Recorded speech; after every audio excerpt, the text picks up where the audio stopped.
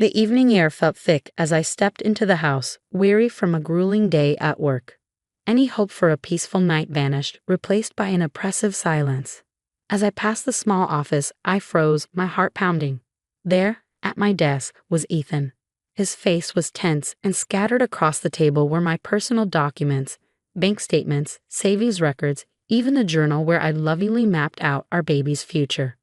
"What are you doing?" I demanded, stepping inside. My voice shook with anger and disbelief. Ethan looked up, his expression chillingly unapologetic. "Just making sure everything's in order," he replied with infuriating calm. "With the baby on the way, we need to be prepared." My hands clenched at my sides. "You went through my things without asking." My voice rose, edged with rage. "You had no right." His calm facade cracked, and he stood up, his eyes narrowing. "Jessica, our finances are shared," he said coldly. "I have a right to know what's going on, especially when you're acting like money grows on trees." Confusion quickly turned to dread. "What are you talking about?" I demanded, my voice rising. "I've been saving every penny for our baby's future. What could possibly justify this invasion of privacy?" Ethan took a step closer, his gaze icy. "I'm $100,000 in debt, Jessica. Gambling debt. I need that $50,000 you've been hiding away. We have to fix this before it destroys us." The room spun around me as his words sank in. The savings I carefully set aside to secure our baby's future were now the target of his reckless choices. "You're not using that money," I managed to say, my voice trembling. "That's for our child." Ethan's face twisted with anger. "You're being selfish," he shouted, his voice echoing through the room. "This is about survival." Before I could react, his hand shot out, striking me hard across the face. The force of the blow sent me stumbling back, my cheek stinging with sharp, fiery pain. Shock and fear gripped me as he grabbed my shoulders, shoving me against the wall. Pain shot down my spine, and my heart raced. "You think you can defy me?" he hissed, his grip tightening. "I've sacrificed for this family, and you act like some spoiled little girl." Tears blurred my vision, but I held my ground, my voice barely a whisper. "You can't do this to me," I said, desperation breaking through. Mustering every ounce of strength, I pushed him away and staggered out of the room. I bolted outside, the cool evening air hitting my tear-streaked face as I stumbled into my car. Locking the doors, I sat there, gasping for breath. My body shook, but the instinct to protect my baby burned fiercer than my fear. I had to get away. The next morning, I met my best friend Olivia at our usual coffee shop, the bruise on my cheek glaringly fresh. Her eyes widened with horror when she saw me, and she pulled me into a gentle hug. "Jessica, what happened?"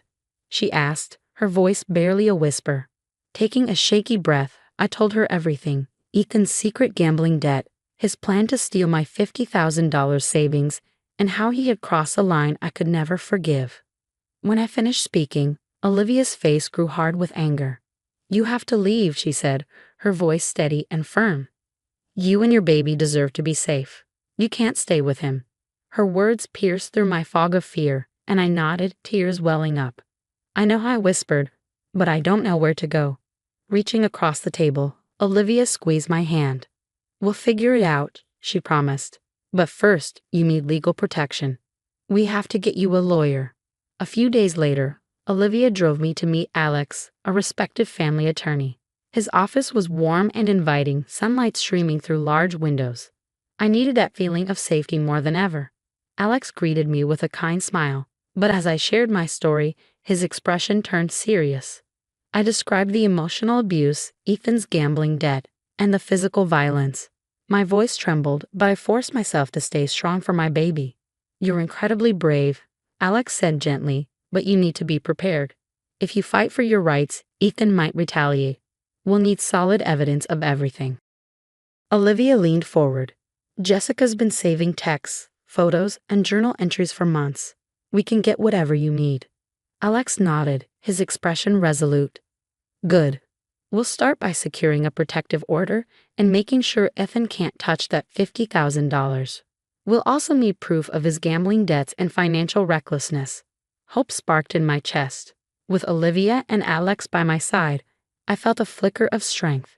The days blurred into nights as Olivia and I worked late, gathering every piece of evidence we could find. We documented text messages where Ethan belittled and manipulated me, photographed the bruise on my cheek, and found records of his gambling debts. Each piece felt like a weapon in my fight to protect my baby. One evening, I sat at my parents' house, my hands trembling as I finally shared everything with them.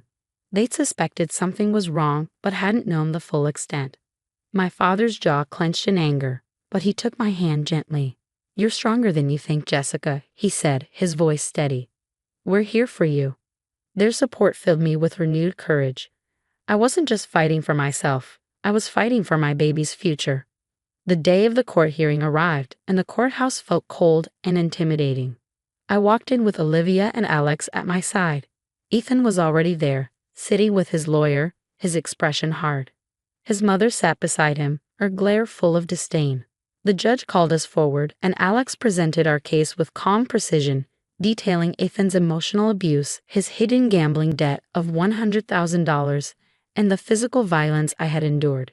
He emphasized that my $50,000 was for our baby's future, not to cover Ethan's reckless decisions. When it was my turn, I took the stand. My hands trembled, but I kept my voice strong. "I married Ethan because I loved him," I began, "but his choices put us all in danger. He hid his gambling addiction, and when I tried to protect my baby, he hurt me. I can't let my child grow up in a home filled with fear." Ethan's lawyer tried to paint me as overly emotional, claiming Ethan's actions were due to stress. But the judge listened closely, her eyes narrowing at their arguments. She asked pointed questions about Ethan's debts and behavior, making it clear she wasn't buying his excuses. During a recess, Alex leaned over to me. "You're doing great, Jessica," he whispered. "Stay strong. The judge is paying attention to the facts." From across the room, Ethan glared at me, but I held my head high. I wasn't afraid anymore. I was fighting for my baby and our future. When the judge finally delivered her verdict, she looked directly at Ethan. "Your actions are inexcusable. You are hereby sentenced to 5 years in prison for assault and financial misconduct, and you must pay a $5,000 fine to Jessica for damages." Relief washed over me as the nightmare ended and justice prevailed. The weeks that followed were filled with emotions and adjustments. With Ethan imprisoned and legally barred from contacting me, a sense of safety gradually returned to my life. My parents opened their home to me, offering unwavering support as I prepared for my baby's arrival. Olivia stayed by my side, her presence a constant source of strength. Together, we transformed one of the spare rooms in my parents' house into a beautiful nursery. We painted the walls a soothing pastel blue, decorating with cheerful animal prints. Each small step, hanging curtains, arranging baby clothes, setting up the crib, felt like reclaiming a part of myself I'd lost. Yet despite this newfound peace, there were still nights when fear crept in. Nightmares sometimes pulled me back to memories of Ethan's rage, and I would wake up gasping, clutching my belly as if to shield my unborn child from the darkness of the past. As the autumn leaves drifted gently outside, I sat on the back porch with my father, a cool breeze carrying the scent of change. For the first time in a long while, I felt hopeful. My father, a man of few words, turned to me, his voice filled with quiet pride. "You've been through hell, Jessica, but you're stronger because of it. Your mother and I are so proud of you." Tears filled my eyes, tears of gratitude. "Thank you, Dad," I whispered. "I don't think I could have made it through without you and Mom." He placed a gentle hand on mine. "We're here for you always." A few weeks later, Olivia surprised me with a small, intimate baby shower. Only my closest friends and family were there, filling the living room with laughter, love, and pastel-colored decorations. We played silly games, shared memories, and for the first time in what felt like forever, I let myself feel truly happy. That evening, after everyone had left, Olivia and I sat on a couch surrounded by gifts, baby clothes folded neatly in a pile. "You've come so far, Jess," Olivia said, her voice soft. "I'm so proud of you." Looking at the gifts and the colorful wrapping paper, I felt a wave of gratitude. "I couldn't have done it without you," I replied, my voice thick with emotion. "Thank you for being there, for believing in me." Olivia smiled, tears glistening in her eyes. "Always." As my due date approached, I spent more time in the nursery, imagining the future I'd share with my daughter. One afternoon, as sunlight streamed through the curtains, I sat in the rocking chair, my hand resting on my belly. "Little one," I whispered, "you're going to grow up in a home filled with love." You'll never have to know fear. I promise. The day finally came when I went into labor. It was a whirlwind of pain, nerves, and excitement, but I was surrounded by the people I loved most. My parents held my hands, and Olivia never left my side. Hours later, I held my daughter, Charlotte, in my arms for the first time. Her tiny eyes blinked up at me, and the world seemed to stand still. Tears streamed down my face as I whispered, "You're safe, my love." We're both safe now. The weeks after Charlotte's birth were filled with sleepless nights and tender moments.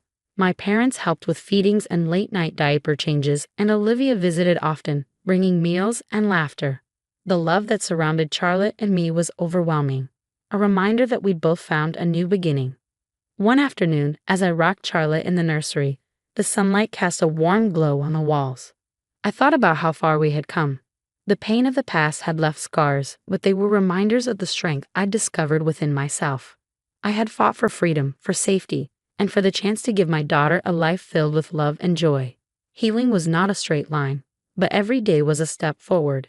And with Charlotte in my arms, I knew our future was brighter than I'd ever imagined. Thank you for following our journey. If this story resonated with you, please give it a like to show your support. We'd love to hear from you, so feel free to share your thoughts in the comments below.